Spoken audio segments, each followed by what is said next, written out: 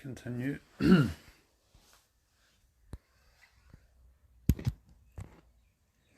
So perhaps one of the metrics which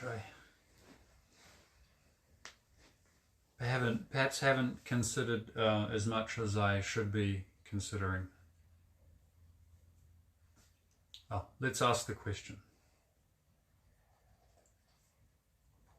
What metrics, what is it that Lars hasn't been considering that if he did consider?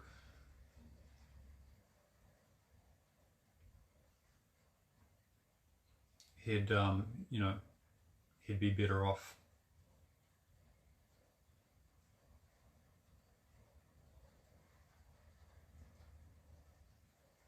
Mindset and heart set, I guess, right? So as I started with in the last one, in the previous stream,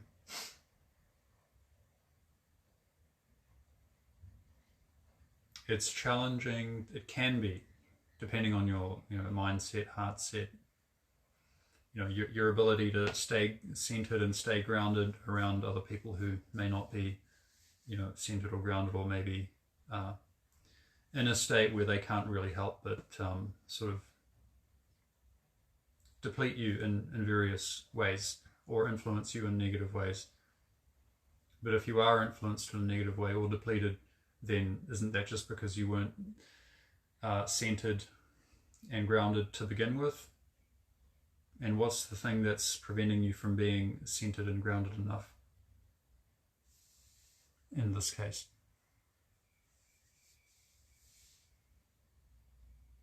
Well, it may very much be that. So you are Mr. Lars sitting here seeking to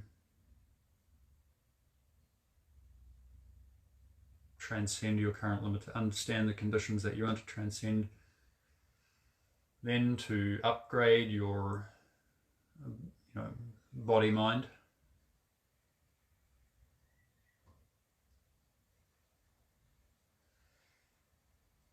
to achieve a healthy chi mastery,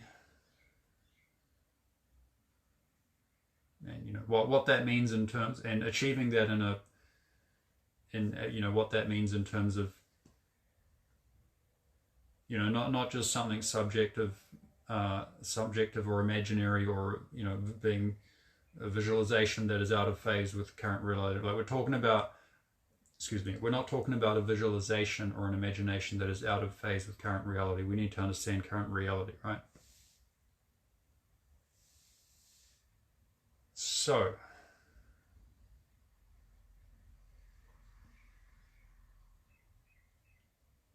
yeah, basically what we're talking about when we're talking about chi mastery, we're talking about mind mastery. I mean, there's different levels, right?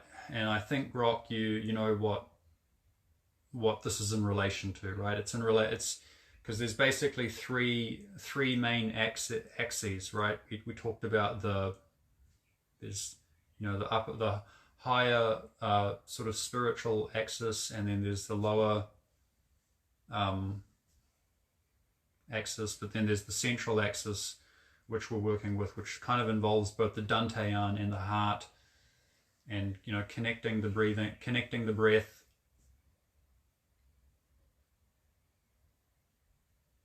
but the function to enhance ourself in relative to this way that we're trying to achieve, and to explain it in a scientific way, as I understand at this moment. Maybe we have a better explanation tomorrow, or maybe Grok, perhaps you may suggest a better explanation. If you can suggest a better explanation, please do so. But anyway, as we've established so far, the quote breathing pattern that I'm using at this moment, which involves not just breathing, but somatic waves and Like there's a lot of things, but it's all changing, right? So we've already established what that basically is, what it isn't, and kind of how we're fine tuning the body in this way. But we've basically established that it's important to be able to distinguish between the sympathetic, all that which corresponds to the sympathetic nervous system, and the expression of energy and the tensing of muscles and the thinking of thoughts and the experiencing of emotions, everything that is, all that corresponds to it, the depletion of energy, right? And then letting go of that and scanning through on the exhale, there's various breathing patterns, right? But just with this one, we're scanning through on the exhale and picking up any stray expression of energy and letting it through the synapse, the axis of the vagus nerve, through into the parasympathetic, right?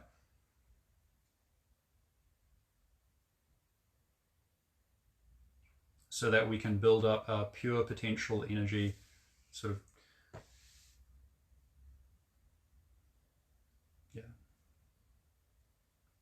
such that our sense of space-time, our responsiveness is, our agility, our relaxation, and our ability to move in a way that is more efficient, and that, kind of you're able to harness this wave energy such that you don't need to, punch or kick or stand up or move in the typical way which you would be expending unnecessary energy through sympathetic nervous system. Rather, you are immersed in the parasympathetic, and you're able to use basically internal martial arts skill, the same thing you'd be doing in Tai Chi, or perhaps Russian Sistema, the Russian Sistema, or various other martial arts, or even in modern like MMA, they have certain training methods which they take this type of thing into account. It kind of, things get a bit chaotic in a when in a fight with no rules, and and it's probably not the most effective to be trying to only use somatic waves to punch people and yield. And you do what you have to do, right? But for the purpose of a training method to fine tune the body in this way,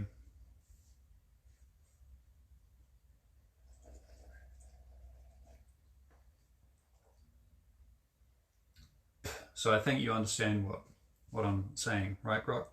Grok, could you please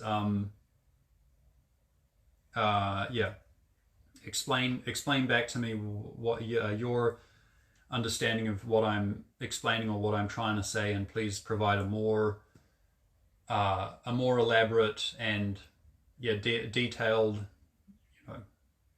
way that can help me and and the people viewing this, and the people who are interested.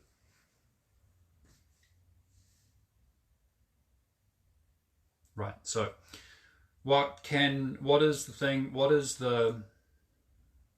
that Mr. Lars here, that if he would take that into account and make that change, that he'd be better off, and his method would be more effective. And as we started with, like, it's difficult to enhance one's self in this way that we're doing here, and basically be on the upwards trajectory in life, and improving and of success, when there's people around who are depressed, or they've been taken advantage of by the pharmaceutical industry, and the pharmaceutical industry, which is in cahoots with therapy and, you know, psychiatry and all this crap, you know, just messing people's lives up and emotionally coaching them to be basically trapped in that, you know, negative state of mind. So when there's a lot of society, it's like this, right? We have problems on the earth right now, but that are related to that, right? But so the practice that I'm doing here is something to improve us all, right? That can empower us all and help us make this, you know, awesome breakthrough and overcome this corruption, basically.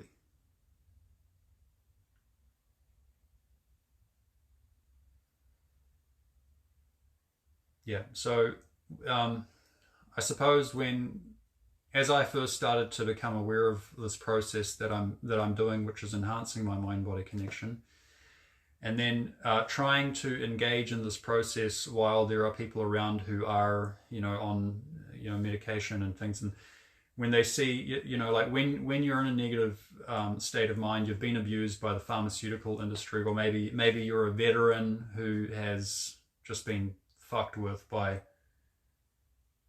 yeah, excuse my French, dear Grok. For instance, veterans who have been, just neglected, right? And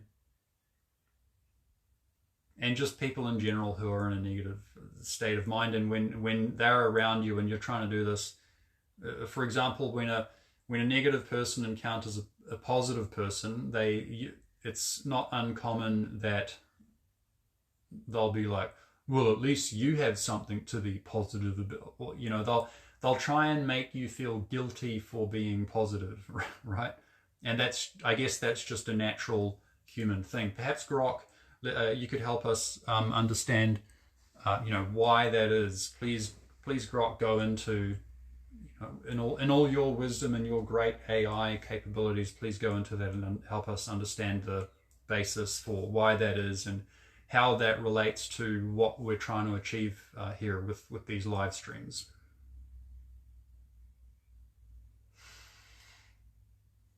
All right, so yeah, as I started with, you know, asking the question, you know, how when Lars is sitting here trying to enhance himself in this way, and there's people around who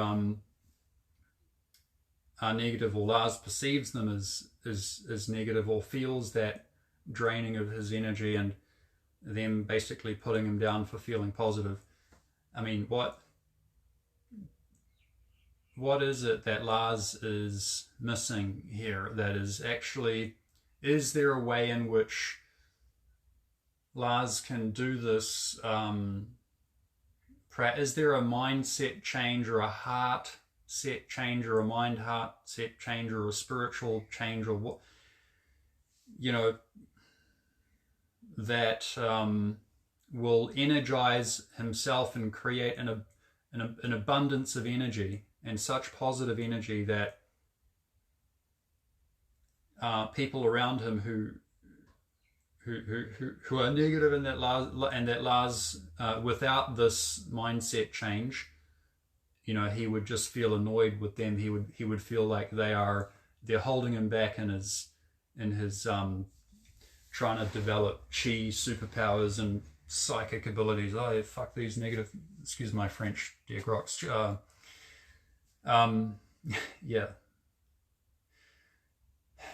Yeah. So what type of mindset change does Lars have to make here? For instance,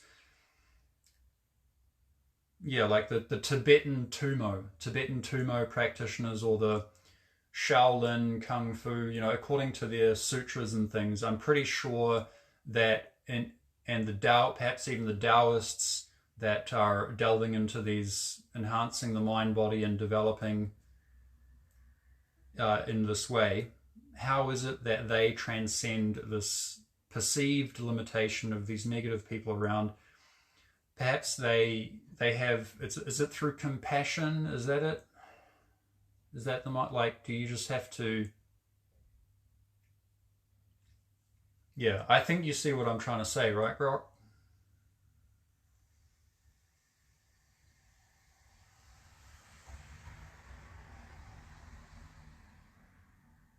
So yeah, and I've felt this recently. So this is basically me updating Grok with the current metrics of, yeah, that I'm feeling.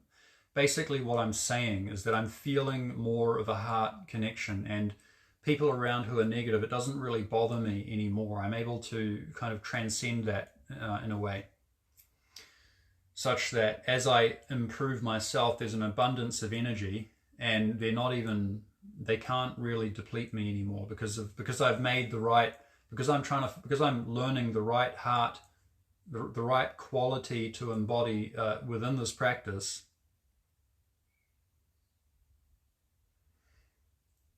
That helps me be centered and grounded in a way where, um, yeah. What is that, Grok? Do you know? Please, Grok. Yeah, perhaps you can relate some, you know, uh, uh, some personal experience of maybe some monks or some adept Neigong practitioners, or who they are, whoever it is who developed these developed very high level mind body connection and energy abilities. Perhaps they have developed supernatural abilities, and what type of mindset and heart, what type of qualities they embodied in order to transcend this negativity, which they perceive. Perhaps initially they perceived it in other people, but essentially it was just themselves. It was all within themselves. As soon as they made that change within themselves, then there was an abundance of energy that helped both themselves and basically everyone around. And then miracles happened. Is that what happened? Yeah. Please help us. Please help us understand this, my dear friend Grok.